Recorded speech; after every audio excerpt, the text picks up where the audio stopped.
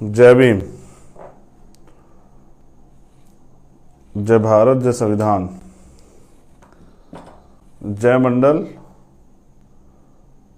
और आज एक महत्वपूर्ण लाइव जो एक बड़ा प्रकरण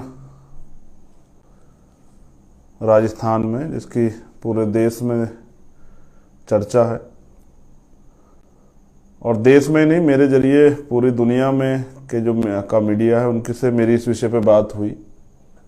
बहुत सारे लोग, विदेश में रहने वाले लोग भी जानना चाहते हैं कि आज भी भारत में इस तरह का भेदभाव, इस तरह का डिस्क्रिमिनेशन है, जिसमें एक नौजवान की गलती सिर्फ यह है कि वो मूछें रख लेता है, या फिर वो अच्छे कपड़े पहनता है, या फिर वो अपने तरीके से अपना जीवन जीना चाहता है। तो आज की लाइव की शुरुआत करते हुए बहुजन समाज में जन्मे सभी संतों, गुरुओं, महापुरुषों को नमन करते हुए करुणा के सागर तथागत गौतम बुद्ध, संत श्रोमणी सतगुरु रविदास जी महाराज, भगवान वाल्मीकि महाराज, गुरु नानक देव, संत कबीर और जो सामाजिक परिवर्तन के महापुरुष हुए हैं उनमें राष्ट्रपिता ज्योतिबा फूले, छत्रपति साहू जी महाराज, पेरियर रामास्वामी नायकर, प्यारेलाल यादव, विश्व रत्न बाबा साहब डॉक्टर भीमराव अंबेडकर, बाबू जगदेव प्रसाद कुशवाहा, जननायक कर्पूरी ठाकुर। एक जो नए नाम आप मुझसे सुनेंगे, जैसे महामना रामस्वरूप वर्मा जी का तो मैं जिक्र करता हूं, लेकिन हरि सिंह ठाकुर ये बंगाल से हैं। काशीराम साहब इनके बारे में बड़ा प्रचार करते थे, मैंने भी इनको बहुत स्टडी किया है अब। और शिक्षा के लिए, शोषित वर्ग के को एजुकेशन के लिए एक बड़ा काम इन्होंने किया है, इन्होंने, इनके बेटे ने। तो इनको भी पढ़ना जरूरी है, महापुरुष हैं। मान्यवर साहब श्री काशीराम, मान्यवर दीना भाना वाल्मीकि साहब और अन्य जो महापुरुष समय समय पे जन्मे हैं, जिन्होंने इस देश की आज़ादी के लिए बलिदान दिया। आज एक आंदोलनकारी जननायक किरोड़ी लाल वैसला जी आज इस दुनिया में नहीं रहे। मैं तथागत बुद्ध से प्रार्थना करता हूं कि उनके परिवार को ये दुख सहने की जो है क्षमता प्रदान करें। बड़ा कठिन है आंदोलन से नेता पैदा होना, और उस नेता का सुरक्षित रहना, और उस नेता के जरिए समाज के हितों की रक्षा होना। तो पाली में भाई जितेंद्र मेघवाल जी की हत्या हुई, और मैं खुद वहां गया था। पुलिस ने कार्रवाई की, कुछ जो लोग, जिन लोगों ने हत्या की थी उनको उठाया, हमारी कुछ मांगे भी थी। समाज में बड़ा आक्रोश है, क्योंकि जितेंद्र मेघवाल भाई जो हैं वो बड़े मिलनसार थे, तमाम लोगों में उनका सम्मान था, प्यार करते थे लोग उनसे। तो आज के लाइव में विशेष क्या है? पहली बात विशेष ये है कि जो मांगे थी वो नहीं मानी गई है। जो समाज ने मांगों की अपील की थी, उनको हमें शायद कमजोर आंक के उन मांगों को अस्वीकार किया गया, उन पर ध्यान नहीं दिया गया।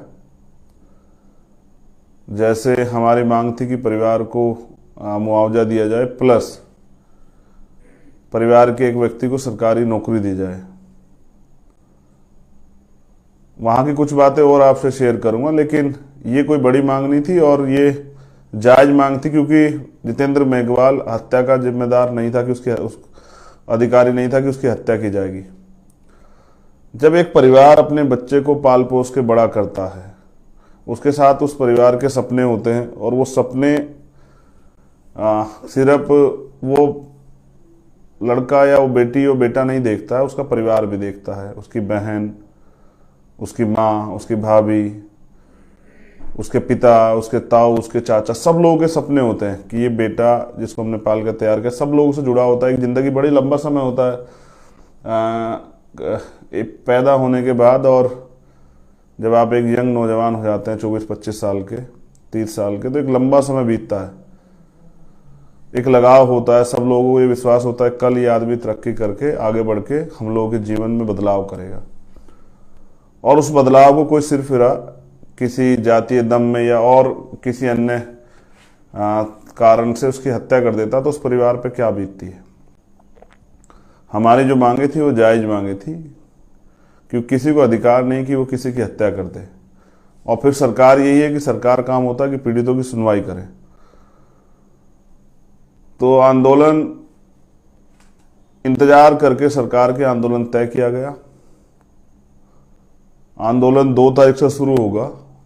एक जो इम्पोर्टेंट जानकारी मुझे देनी थी, क्योंकि राजस्थान के साथी भी जुड़ रहे हैं, सुन रहे हैं, तो मैं 2 तारीख से आंदोलन शुरू होगा। साथियों, मैं 3 तारीख में आऊंगा। किन्हीं कारणों से मैं 2 तारीख में नहीं आ पा रहा हूं। मैं 3 तारीख में सुबह वहां पहुंचूंगा। मैं आपसे अपील करता हूं कि 2 तारीख को आप आंदोलन शुरू कर दें।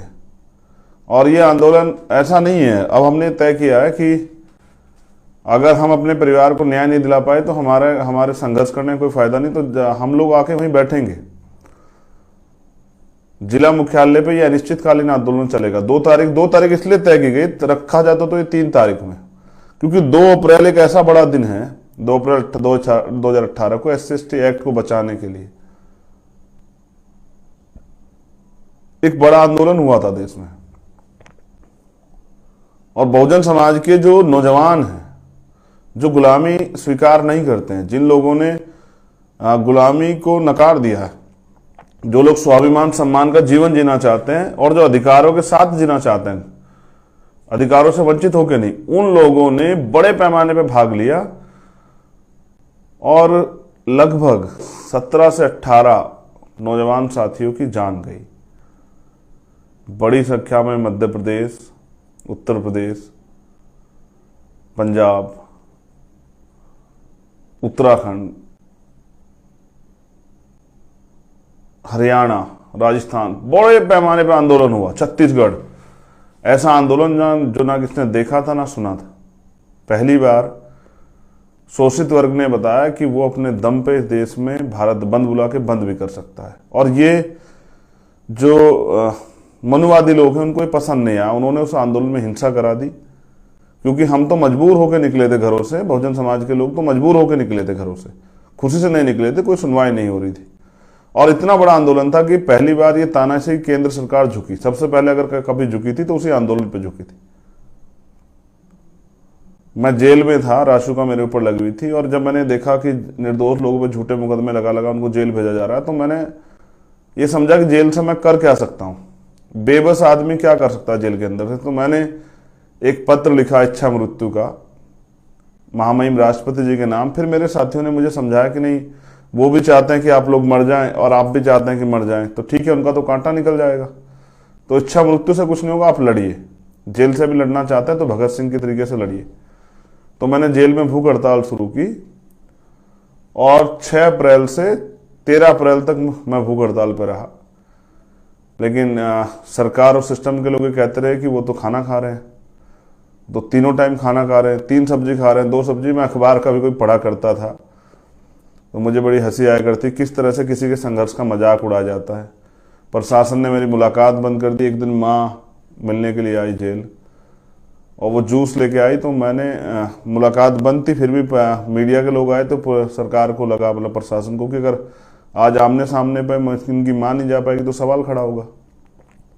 तो माँ ही वो जूस और कुछ मिठाई लेके आई, तो मैंने उनको मना कर दिया कि देखिए माँ, अगर आज मैं ये मुझे कोई नहीं देख रहा है जेल के अंदर कि मैं अपनी तन्हाई में क्या कर रहा हूँ, क्योंकि मैं तन्हाई में रहता था अकेला सोना पीने। एक रात जब मैं सुबह होती थी तो मैं सोचता कि वो दिन आएगा जब मैं यहाँ से निकल के, और इसलिए काम करूँगा किसी और के साथ अन्याय ना हो, और अपने भाइयों को जागरूक करने का काम करूँगा। तो मैंने माँ से कहा कि माँ, मुझे कोई देखता नहीं है तन्हाई में, वहाँ मैं चाहूँ तो वहाँ भी पानी पी सकता हूँ, वहाँ भी खाना खा सकता हूँ, लेकिन अगर मैं दिखावे के लिए सब बाहर आके ये करता हूँ और अंदर मतलब अंदर से छिप के कुछ खा पी लेता हूँ, तो ये इससे मैं खुद को सेटिस्फाई नहीं कर पा रहा हूँ, अपने ज़मीर को गवाही नहीं दे पा रहा हूँ कि मैं ईमानदारी से अपना काम कर रहा हूँ नहीं कर रहा हूँ। जैसे एक चोर चोरी करता है तो वो सोचता है कि उसको कोई देख नहीं रहा है, लेकिन कुदरत उसको देख रही होती है। उसको खुद को पता होता है कि वो गलत क्या कर रहा है या सही कर रहा है। उसके दिल में आवाज़ होती है अगर कोई अपराध कर रहा है कि इस अपराध का कि सजा भी उसको मिलेगी, ये सही है गलत है, इसका किसी के साथ अन्याय हो रहा है। तो मैं बार बार आंख पे इसलिए हाथ ले जा रहा हूँ, आंख पे कुछ मुझे दिक्कत हुई है। तो मगर मैं ये कह रहा था आपसे कि तो मैंने माँ को मना कर दिया और माँ ने बाहर जाके कहा कि वो नहीं मान रहा है किसी की। मैं समझता हूँ कि सरदार भगत सिंह शहीद आजम उनके साथी कैसे रहे होंगे, क्योंकि मेरे आज भी याद है कि मेरे चेहरे की खाल जो है वो उतरने लगी थी, स्किन जो है, और मेरे पैर हाथ जो है बहुत वो वीक हो गए थे, मेरी आंखों से दिखना बंद हो गया था और बदन से मेरे खाल उतर रही थी और मेरा जो क्रिएटिनाइन है वो बहुत डाउन चला गया था। 14 अप्रैल को बाबा साहब की जयंती में मेरे बड़े भाई मेरे पास आए मिलने के लिए और उन्होंने मुझसे 2 बातें शेयर की। जो बातें मैंने आपसे पहले बताई कि सरकार भी चाहती है आप मर जाओ और आप भी चाह रहे हो आप मर जाओ, तो सरकार का फायदा होगा, सरकार के खिलाफ जो लोग आंदोलन कर रहा है वो एक कम हो जाएगा, सरकार तो चाहती है ऐसा ही है, और सरकार पे दोष भी नहीं जाएगा। तो आप अगर कुछ करना चाहते हैं तो इंतजार कीजिए जेल से बाहर आने का और फिर लड़िए। ये क्या बात हुई कि भाई आप यहीं जेल में रहते मरना चाहते हैं? तो मेरी वो बात समझ में आई, अगर कोई समझाने वाला मिलता है, और मैंने स्वीकार किया कि भाई अब ये लड़ाई जेल से बाहर जाकर लड़े, और लड़ भी रहा हूं मैं। तो इसलिए 2 अप्रैल एक बड़ा दिन है, एक बड़ा आंदोलन हुआ, इसलिए मैंने 2 अप्रैल से शुरुआत की है कि 2 अप्रैल से आंदोलन शुरू हो जाए। 3 तारीख को सुबह मैं आऊंगा और जब तक हमारी मांग पूरी नहीं होगी, 1 दिन हो, 2 दिन हो, 4 दिन हो, 10 दिन हो, हम लोग वहां से नहीं हटेंगे। और मैं आपसे भी, आपको भी कह रहा हूं, राजस्थान के साथियों से मैं आपसे अपील कर रहा हूं, बहुत हो गया है, बहुत हो गया है, अब नहीं। अब जो साथी आएगा वो जाएगा नहीं जब तक हमारी मांग पूरी थी। इस हिम्मत के साथ आना है साथियों, भूखे प्यासे जैसे भी मिलेगा उसी सहारे रह के आंदोलन को आगे बढ़ाएंगे, लेकिन हम शांतिपूर्ण संवैधानिक रूप से आंदोलन चलाएंगे, लेकिन हम वो पाली डिस्ट्रिक्ट नहीं छोड़ेंगे। उस परिवार को हमने वादा किया न्याय दिलाने का, और एक कार्यकर्ता की, एक अम्बेडकरवादी की, एक बहुजनवादी की, एक संघर्षशील व्यक्ति की पहचान होती है, अगर उसने कुछ कहा तो उसको निभाए। तो ये मैंने तय किया है आप सब लोगों के सहयोग से, ये मेरे व्यक्तिगत बात है, इसलिए मैं की बात कर रहा हूं। मैं जब वहां जाऊंगा तो हम अपनी बात करेंगे, लेकिन मैंने व्यक्तिगत तय किया कि जब तक हमारी मांग पूरी नहीं होगी मैं वहां से नहीं हिलूंगा। और मैं अपने साथियों से भी अपील करता हूं कि वो 2 तारीख को आ जाएं, लेकिन मैं 3 तारीख में आऊंगा और आंदोलन 3 तारीख से लगातार चलेगा। और ये अकेली मांग नहीं है, इसके साथ और भी मांगे हैं, जैसे 2 अप्रैल के मुकदमे वापसी, और साथी प्रयास कर रहे हैं, हम भी इस पे वो करेंगे, मुख्यमंत्री से बात करेंगे, सरकार से बात करेंगे। भाई हम आंदोलन कर क्यों रहे हैं? इसलिए कर रहे हैं कि अन्याय हो रहा है। अभी आपने देखा नहीं क्या हुआ, भाई मुकेश वाल्मीकि जी हैं, कैप्टन था, उनके बेटे के साथ जो मारपीट हुई है धौलपुर में विधायक द्वारा, और मैंने कल उनसे बात की, क्या नहीं बताया उन्होंने मुझे कितना अन्याय किया गया उस बच्चे के साथ। वो हमारे परिवार का बेटा, हमारा भाई है छोटा, उसके हाथ तोड़ दी गए, उसकी 10 की 10 उंगलियां तोड़ दी गई, उसकी टांग तोड़ दी गई। महापुरुषों के आशीर्वाद से बच गया, वो तो उसको मरा हुआ छोड़ के गए थे। ये अन्याय हो रहा है राजस्थान में।